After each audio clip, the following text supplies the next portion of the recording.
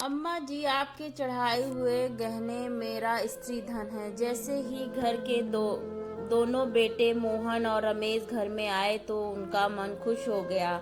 घर में पकवानों की खुशबू हर तरफ फैली हुई थी, खासकर मालपुओं की। तो जो बात बता रही थी कि आज अम्मा बहुत खुश हैं, क्योंकि अम्मा जी बहुत खुश थी तब अपने हाथों से मालपुआ जरूर बनाकर खिलाती हैं। तभी मोहन की बेटी तनु दौड़ती हुई आई। मोहन ने उसे गोद में उठा लिया। अपनी 3 वर्षीय बेटी को लड़ाकर मोहन ने उससे पूछा, अम्मा कहाँ है? 3 वर्षीय बच्ची ने रसोई के घर की तरफ इशारा किया तो दोनों भाई रसोई की तरफ चल दिए। देखा तो अम्मा चूल्हे पर मालपुए तल रही थी। वहीं बड़ी बहू सरिता अम्मा की मदद कर रही थी। अम्मा को देखते ही मोहन बोला, अरे अम्मा, ये क्या? अम्मा, आज तुम खाना बना रही हो? तुम्हारी आराम करने की उम्र है और घर में दो दो बहू हैं, तो काहे तुम परेशान हो रही हो? उसकी तरफ देखते हुए अम्मा ने अपने पल्लू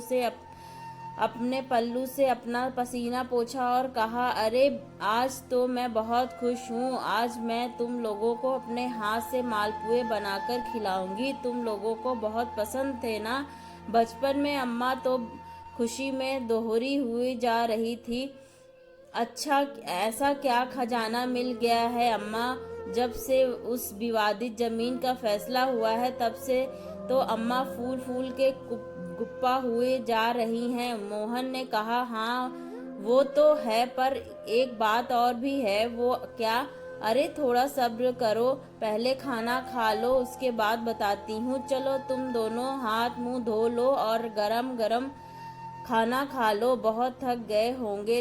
फिर सरिता की तरफ देखकर बोली, अरे ओ बहुओं, बहू छोड़ सारा काम, पहले मेरे बेटों को गर्मा गर्म खाना तो परोस दे। अम्मा की बात सुनकर सरिता अपना काम छोड़ पहले थालियां लगाने लगी। मोहन तो बाहर आ गया, लेकिन रमेश रसोई में ही खड़ा रहा। उसे देखकर अम्मा ने कहा, अरे रमेश, जा तू भी मुंह हाथ धो ले और खाना खा ले, भाभी अभी खाना परोस रही हैं। अम्मा की बात सुनकर रमेश बोला, अम्मा रजनी कहाँ है? वो तुम लोगों की मदद नहीं करवा रही है? उसका नाम सुनते ही अम्मा का मुंह का सेला हो गया और वो चिढ़ते हुए बोली, और कहाँ होगी? महारानी पड़ी होगी अपने कमरे में अपने अटकले को हाथ में लेकर। अम्मा की बात सुनकर रमेश कमरे में आ गया। देखा तो अम्मा की बात सच थी। रजनी हाथ में मोबाइल लेकर बिस्तर पर पड़ी हुई थी। उसे देखकर रमेश बोला, रजनी तुम यहाँ मोबाइल में लगी हो, वहाँ अम्मा और भाभी अकेली रसोई में काम कर रही हैं। अरे कुछ दिन के लिए आती हो, उसमें भी क्या तमाशा करती हो? थोड़ी मदद तो करवा देती उन लोगों की। रजनी उसे देखकर अनदेखा करते हुए बोली, तुमसे नहीं होता है ये सब काम, जल्दी से पैसे लो और चलो यहाँ से। गांव में मुझसे सांस भी नहीं ली जाती है। कैसी बात कर रही हो तुम? शहर जाकर बड़ी शहर वाली हो गई हो, पैदाइश तो गांव की हो ना तुम भी? और जरा आवाज धीरे करके बोलो, कोई सुन लेगा तो क्या सोचेगा? रमेश ने उसे समझाते हुए कहा। पर वो आवाज तेज करते हुए बोली, सुनता है तो सुन लेने दो, मुझे कोई फर्क नहीं पड़ता। वो लोग भला माने चाहे बुरा माने, इन लोगों से मना कर रखने में मुझे क्या फायदा? कहे देती हूँ, अपना हिस्सा ले लो और शहर चलते बनो। मैं यहाँ और ज्यादा दिन नहीं रुकने वाली। कहती हुई रजनी वापस अपने मोबाइल में लग गई। देखकर रमेश ने अपना माथा पीट लिया। जानता था कि उसे समझाने का कोई फायदा नहीं है, इसलिए अपने हाथ मुंह धोकर बाहर आकर खाना खाने बैठ गया। इधर अम्मा को भी सब बातें सुनाई दे रही थी। उसकी बातें सुनकर अम्मा का मन कसैला हो गया। रजनी का मायका पास ही में के गांव में था। अम्मा जी ने खुद उसे पसंद करके उसकी शादी रमेश से करवाई थी। वो शुरू से ही ऐसी कमजोर रही है, पर फिर भी अम्मा जी और सरिता ने उसे संभाल लिया। अम्मा जी ने शादी के शुरुआत दिनों में ही उसे रमेश के साथ शहर भेज दिया। तब से उसे शहर की ऐसी लत लग गई कि गांव में आते ही उसकी जान निकलती थी। एक बार गांव में अम्मा जी के पति की जमीन पर उनके रिश्तेदारों ने जबरदस्ती कब्जा कर लिया। उसके लिए उन्होंने काफी पुलिस वालों के चक्कर लगाए, लेकिन काम बन न सका। आखिर रिश्तेदार काफी दबंग थे। अब उनसे जमीन निकलवानी थी तो कई सरकारी लोगों ने घूस मांगी और घूस में 15 लाख रुपए मांगे गए, पर वो पूरी जिम्मेदारी उठा रहे थे कि वो जमीन उन लोगों के नाम वापस करवा देंगे। अगर 15 लाख रुपए देकर 70 लाख रुपए की जमीन बचती है तो क्या हर्ज है। इसलिए अम्मा जी और दोनों बेटे लग गए पैसे के बंदोबस्त करने में। काफी कोशिश के बावजूद भी सिर्फ 5 लाख रुपए का बंदोबस्त हो पाया। काफी बाकी के पैसों का बंदोबस्त न हो सका। ऐसे में रमेश ने ही ये आइडिया सुझाया कि क्यों न दोनों बहुओं को गहने गिरवी रखकर पैसों का बंदोबस्त कर लिया जाए। जब घर पर इस बारे में बात की तो सरिता तो गहने देने को तैयार हो गई, लेकिन रजनी ना नुकुर करने लगी। जब अम्मा ने उसे डांट कर कहा तब अम्मा को जवाब देती हुई बोली, अम्मा जी काहे के गहने मांग रही हैं आप? भला मैंने ठेका ले रखा है आपकी जमीन जायदाद को बचाने का? उसकी बात सुनकर सब लोग हैरान हो गए। तब अम्मा ने कहा, देख छोटी बहुरिया, हम तेरे माता पिता के दिए हुए गहने नहीं मांग रहे हैं, पर हमने जो गहने चढ़ाए थे वही दे दे। जब जमीन हाथ में आ जाएगी तो उसे बेचकर तेरे गहने वापस बनवा देंगे। उनकी बात सुनकर रजनी तुनकते हुए बोली, काहे के गहने अम्मा जी? ससुराल की तरफ से चढ़ाए हुए गहने मेरा स्त्री धन है, उस पर सिर्फ मेरा हक है, वो मैं आपको क्यों दूं? मुझसे बेवजह की कोई उम्मीद मत रख करना। कहती हुई रजनी अपने कमरे में गई और अपना सामान समेट कर मायके रवाना हो गई। उसके इस कदम से हर कोई हक्का बक्का रह गया। आखिर सरिता ही अपने सारे गहने बेचकर पैसों का बंदोबस्त किया, लेकिन फिर भी 3 लाख रुपए कम पड़ गए। तो तनु के नाम से उसके नाना जी ने उसके जन्म पर एफडी करवाई थी, उससे तुड़वाकर बाकी के बचे हुए पैसों का बंदोबस्त किया गया। बस तब से अम्मा जी को रजनी फूटी आंख नहीं सुहाती है। खैर, इधर सरिता दोनों भाइयों को गर्मा गर्म खाना परोसने लगी। तभी अम्मा बोली, क्या रे रमेश, वो महारानी नहीं आई? उसका खाना क्या उसके कमरे में चल कर जाएगा? खाना खाते खाते रमेश के हाथ वही रुक गए और वो बोला, अम्मा आप उसकी आदत जानती हो, फिर भी क्यों उम्मीद करती हो आप? खाना खा लो, मैं खुद उसका खाना कमरे में ले जाऊंगा। हाँ भाई, जोरू के सेवा तो करनी ही चाहिए, चाहे जोरू तुम्हें पूछे भी ना। अम्मा मुंह बिगाड़ते हुए बोली। अम्मा की बात सुनकर मोहन बोला, अम्मा उसे खाना खाने दो ना, उसे काहे परेशान किए जा रही हो? आखिर मोहन की बात सुनकर अम्मा चुप हो गए। खैर, सब लोगों ने खाना खा लिया। उसके बाद सब लोग एक साथ बैठे, लेकिन अभी भी रजनी कमरे में से निकलकर बाहर नहीं आई। तभी मोहन बोला, देख रमेश, तुझे अर्जेंट में फोन करके शहर से इसलिए बुलाया गया है कि अपनी विवादित जमीन बिक गई है। वो तो मैंने तुझे फोन पर ही बता दिया था। अब अम्मा चाहती हैं कि उन पैसों का बंटवारा हो जाए। पैसों के बंटवारे का नाम सुनकर रजनी अपने कमरे के दरवाजे पर आकर खड़ी हो गई। अम्मा ने मोहन की तरफ देखा और इशारा किया, ले देख ले आ गई। पर मोहन कुछ नहीं बोला, बल्कि वो अम्मा से ही बोला, हाँ तो अम्मा बताओ क्या चाहती हो तुम, कैसे बंटवारा करना है?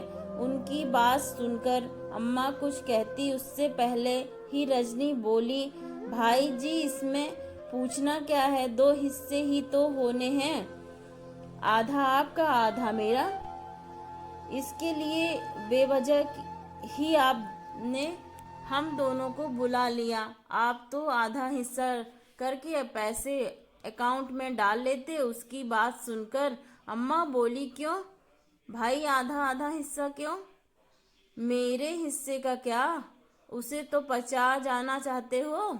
ये बुढ़िया किसके हिस्से में है वो भी बता दो। अम्मा की बात सुनकर रजनी बोली, अरे अम्मा, अब तुम्हारी उम्र हो गई है, हिस्से का क्या करोगी? 2 वक्त की रोटी ही तो खानी है। 2 बेटे हैं, जहाँ मर्जी वहाँ हो खा लेना। चुप कर बड़ी आई सलाह देने वाली। कौन सा बेटा रोटी खिलाएगा वो तो मैं अच्छे से जानती हूँ। अरे जिस बहू का पति ही उसको कमरे में ले जाकर खाना रोटी खिला रहा हो, वो अपनी सास को क्या रोटी देगी? और हिस्से तो 3 ही होंगे। मुझे मेरा हिस्सा अलग ही चाहिए। मैं अपने बेटों पर बोझ नहीं बनना चाहती। अम्मा जी बोली तो रजनी मुंह बिगाड़कर खड़ी हो गई। इतने में रमेश बोला, ठीक है अम्मा जी, 3 हिस्से चाहती हो तो जो 70 लाख रुपए हैं उसके 3 हिस्से कर लेते हैं। उसकी बात सुनकर अम्मा बोली, 70 लाख रुपए के नहीं, 60 लाख रुपए के 3 हिस्से होंगे। उसमें से 10 लाख रुपए मैंने कर दिए। क्या 10 लाख रुपए? इतने रुपए को कहाँ पानी पिला दिया अम्मा जी? अचानक रजनी बोली। सब लोग हैरानी से अम्मा जी की तरफ देखने लगे। अम्मा कहाँ खर्च कर दिए पैसे? मोहन ने पूछा। 7 लाख रुपए के बड़ी बहू के गहने बनवाए हैं और 3 लाख रुपए की तनु की एफडी करवाई है। अम्मा की बात सुनकर जहाँ सब लोग चुप हो गए, वहीं रजनी बिन बारिश के बरस पड़ी। हाय हाय अम्मा जी, इतनी दोगलापन क्यों? बड़ी भाभी ही आपकी बहू है क्या? मैं आपकी बहू नहीं हूँ थी जो उसके उनके लिए गहने बनवा लिए, मेरे लिए नहीं? और तनु की एफडी ही क्यों? कल को हमारे बच्चे होंगे तो उनके लिए भी क्या आप एफडी बनवाएंगी? फिर रजनी रमेश की तरफ देखकर बोली, लो देख लो, ये हैं तुम्हारी अम्मा जी, जो 2 बेटों में ही 2 भात करती हैं। एक को सिर आंखों पर बिठाकर रखती हैं और दूसरे की इज्जत धूल के बराबर भी नहीं है। इनकी पत्नी और बेटी के लिए इतना कुछ और मेरे लिए कुछ भी नहीं। उसकी बात सुनकर अम्मा जी बोली, क्यों छोटी बहुरिया, आज इतनी ऊंची ऊंची बातें कैसी? आज तो दोनों बहुएं बराबर हैं। भूल गई जब इस जमीन को बचाने के चक्कर में घूसखोरों को घूस देनी थी, उस समय हमारे पास पैसे तक नहीं थे। जब तुम पढ़ रही अपना स्त्री धन लेकर यहाँ से अपने मायके रवाना हो गई थी, तब यही बड़ी बहू थी जिसने अपने सारे गहने बेचकर पैसों का बंदोबस्त किया था। यहाँ तक कि पैसों की कमी फिर भी रह जाने पर अपनी बेटी की एफडी तक तुड़वाई थी, जो उसके नाना जी ने उसके जन्म पर करवाई थी। तब बराबरी याद ना आई थी? आज जमीन का हिस्सा तो लेने चली आई हो तुम। उस समय जमीन बचाने के लिए तुमसे तुम्हारा स्त्री धन ना निकला। अरे कौन सा तुम्हारे माँ बाप के चढ़ाए हुए गहने मांगे थे मैंने? यही तो कहा था कि बहू जो हमने गहने चढ़ाए हैं वो ही दे दो।